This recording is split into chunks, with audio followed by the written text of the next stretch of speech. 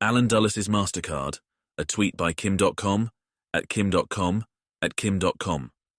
Narrated by George's Ghost. This may be the most important post you'll ever read because it provides a simple explanation about why our world is being destroyed, by design. I'm not anti-Semitic or a Nazi. I'm simply a former hacker with great analytical skills who understands what's happening in the world.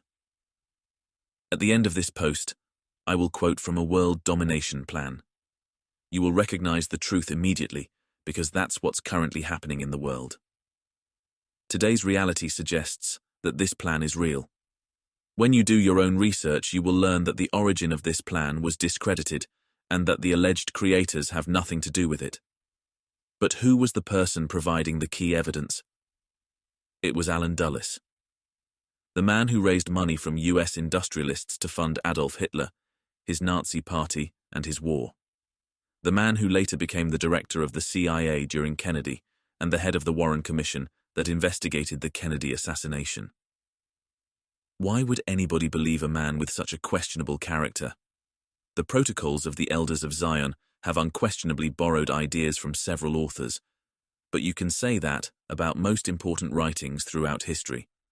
It was called a fabrication and is one of the first uses of the term conspiracy theory.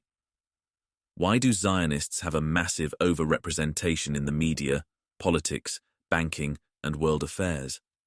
How did such a small community get to dominate all the centers of power and information? Why can Israel ignore UN resolutions, international law, and commit a genocide in Gaza to standing ovations in the US Congress? Why is Israel acting like it is above the law, seemingly without any fear of consequences?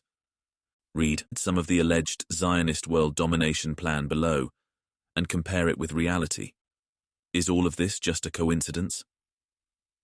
Our power will be more invincible than any other, because it will remain invisible until the moment when it has gained such strength that no cunning can any longer undermine it. We shall absolutely control the media, so that not a single announcement will ever reach the public without our control. In this way, we shall have a sure triumph over our opponents, for without the media, they are helpless. We will distract the brainless heads with vain conceptions, fantastic theories, rotten amusement, games and filthy passions, so that they will be unable to use what intellect they have.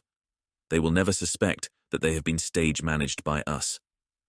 We shall establish huge monopolies so that all will go to ruin when the political smash-up comes. We must, at all costs, deprive them of their lands. We must lower wages and raise the price of all necessities of life. We shall create an economic crisis, which will stop dealings in all exchanges and bring industry to a standstill.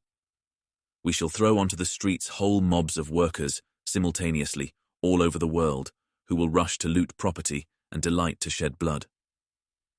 In our government, besides ourselves, there must only be the mass of enslaved people, a few billionaires devoted entirely to us, police and soldiers. To do this, we must create chaos and hostilities, and we must use all deceit, treachery, and falseness possible. Our greatest weapon is the media. We shall establish one king over all of earth who will annihilate all causes of discord, such as borders, nationalities, religion, state debts, etc., and get peace and quiet, which cannot be secured in any other way.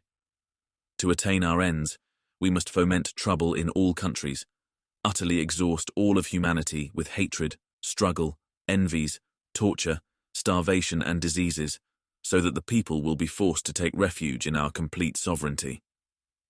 Our Mastercard has been and is and shall be the destruction of all privileges, on the ruins of which we shall set up our absolute autocracy.